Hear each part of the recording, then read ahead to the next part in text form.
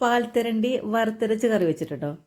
നല്ല ടേസ്റ്റാണ് കേട്ടോ. ഇങ്ങനെ വറുത്തരച്ച് ഈ പാൽത്തിരണ്ടി കറി വെച്ചിട്ടുണ്ടെങ്കിൽ എനിക്കിവിടെ 2 പാൽത്തിരണ്ടി കിട്ടിയിട്ടുണ്ട്. അത് ഞാൻ നന്നായിട്ട് സ്ക്രബ്ബർ വെച്ച് ഒന്ന് അതിൻ്റെ അഴുക്കൊക്കെ കഴുകി വൃത്തിയാക്കി എടുക്കുന്നുണ്ട്.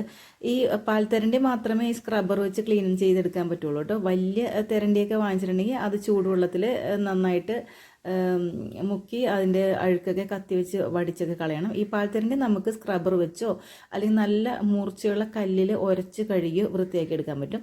അങ്ങനെ ഞാൻ ഈ 2 പാൽത്തിരണ്ടിയും കഴുകി അതിൻ്റെ അഴുക്കൊക്കെ കളഞ്ഞ് വൃത്തിയാക്കി നുറുക്കി കഷ്ണങ്ങളാക്കി എടുത്തിട്ടുണ്ട്. അതിന് ഇനി ഒരു ചട്ടിയിലേക്കിട്ട് അതിൽ കുറച്ച് ആവശ്യത്തിന് വേകാൻ ആവശ്യത്തിനുള്ള വെള്ളം, ഉപ്പ്, പച്ചമുളക്, ഇഞ്ചി, മഞ്ഞൾ, കുറച്ച് വെളുത്തുള്ളി, കുറച്ച് 1-2 കഷ്ണം കുടപ്പുളിയും കൂടി ചേർത്തിട്ട് നന്നായിട്ടൊന്ന് വേവിച്ച് എടുക്കുന്നുണ്ട് കേട്ടോ. പിന്നെ വേറൊരു പാൻ ഞാൻ അടുപ്പത്ത് വെച്ചിട്ട് അതിൽ കുറച്ച് തേങ്ങ വറുത്തരച്ചെടുക്കുന്നുണ്ട്. വറുത്തരച്ച തിരണ്ടിക്കറി അല്ലേ, അപ്പോൾ അതിന് വേണ്ടിയിട്ട് 1 കപ്പ് തേങ്ങ ഞാൻ ഒരു പാനിലിട്ട് നന്നായിട്ട് ഒരു ബ്രൗൺ കളറാവുന്നത് വരെ, നല്ല ഒരു ഡാർക്ക് ബ്രൗൺ കളറാവുന്നത് വരെ ഒന്ന് വറുത്തെടുക്കുന്നുണ്ട്. അപ്പോൾ അതിലേക്ക് ഞാൻ കുറച്ച് മല്ലിപ്പൊടി, മുളക് പൊടിയും മാത്രമാണ് ചേർക്കുന്നത്. കുറച്ച് 1/2 ടീസ്പൂൺ കുരുമുളക് പൊടിയും കൂടി ചേർക്കുന്നുണ്ട് കേട്ടോ. മഞ്ഞൾ പൊടി ഓൾറെഡി ഞാൻ കറിയിൽ ഇട്ടിട്ടുണ്ടല്ലോ, അപ്പോൾ അതുകൊണ്ട് മഞ്ഞൾ പൊടി ചേർത്തിട്ടില്ല. അപ്പോൾ വറുത്ത് എടുത്ത ഈ തേങ്ങയുടെ മിക്സിയുടെ ജാറിലേക്കിട്ട് കുറച്ച് വെള്ളം കൂടി ചേർത്ത് നന്നായിട്ടൊന്ന് അരച്ച് പേസ്റ്റാക്കി ഫൈനാക്കി എടുത്തിട്ടുണ്ട്. ഇനി ആ മസാലക്കൂട്ട് ഈ വേവിച്ച് വെച്ചിരിക്കുന്ന കറിയിലേക്കിട്ട് നന്നായിട്ട് കുറുക്കി പറ്റിച്ച് നന്നായിട്ട് എടുത്തിട്ടുണ്ട്. നല്ല എണ്ണ തെളിഞ്ഞ് വരാൻ പാകത്തിന് അത്രയും നന്നായിട്ടൊന്ന് പറ്റിച്ച്, മാക്സിമം പറ്റിച്ച് തന്നെ എടുക്കണം. വെള്ളം അധികമായിപ്പോയാൽ ഒരു ടേസ്റ്റ് ഉണ്ടാവില്ല. പിന്നെ ഇതിലേക്ക് കുറച്ച് ഉലുവ, ഉള്ളിയൊക്കെ ഒന്ന് വഴറ്റിയിടണം. അതിന് വേണ്ടിയിട്ട് കുറച്ച് ഒരു പാൻ വെച്ചിട്ട് കുറച്ച് വെളിച്ചെണ്ണ ഒഴിച്ച് അതിൽ ഉലുവ പൊട്ടിച്ച് അതിലേക്ക് ഉള്ളിയും കറിവേപ്പിലയും കൂടി ഒന്ന് നന്നായിട്ട് വഴറ്റിയെടുത്തിട്ട് അതൊന്ന് ഈ കറിയിലേക്ക് ഇട്ടിട്ടുണ്ട് കേട്ടോ. നല്ല ടേസ്റ്റാണ് ഈ വറുത്തരച്ച തിരണ്ടിക്കറി ഇങ്ങനെ വെച്ചിട്ടുണ്ടെങ്കിൽ. കുറച്ച് പുളി ഒരു ശകലം ഒന്ന് മുൻപ് നിൽക്കുകയാണെങ്കിൽ കുറച്ചും കൂടി ടേസ്റ്റ് ഉണ്ടാവും. ഞാനങ്ങനെ ഇടാറുണ്ട് ഈ തിരണ്ടിയൊക്കെ കറി വെക്കുമ്പോൾ, തിരണ്ടി സ്രാഗൊക്കെ കറി വെക്കുമ്പോൾ.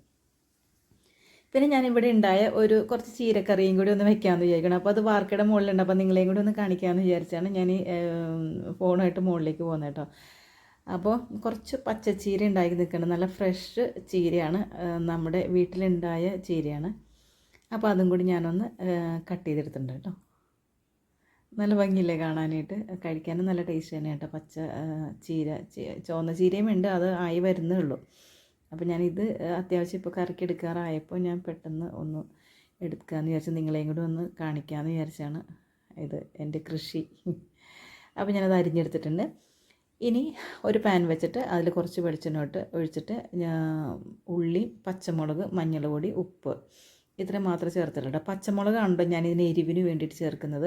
ഞാൻ ഈ ചീരയൊക്കെ വെക്കുമ്പോൾ ഒരിക്കലും മുളക് പൊടി ചേർക്കാറില്ല. കാരണം ഇതിൻ്റെ ഒരു പച്ച നിറം നഷ്ടപ്പെടാതിരിക്കാൻ വേണ്ടിയിട്ടാണ് കേട്ടോ. എനിക്ക് നല്ല പച്ച കളറായിട്ട് തന്നെ ഇങ്ങനെ കഴിക്കുന്നതാണ് കുറച്ചും കൂടി ടേസ്റ്റായിട്ട് തോന്നിക്കണം. 1 കപ്പ് തേങ്ങയും കൂടി ചിരണ്ടിയത് ഞാൻ അതിലേക്കിട്ടൊന്ന് ഇളക്കി കൂട്ടിയെടുത്തിട്ടുണ്ട് കേട്ടോ. നമ്മുടെ വറുത്തരച്ച തിരണ്ടിക്കറിയും റെഡിയായി.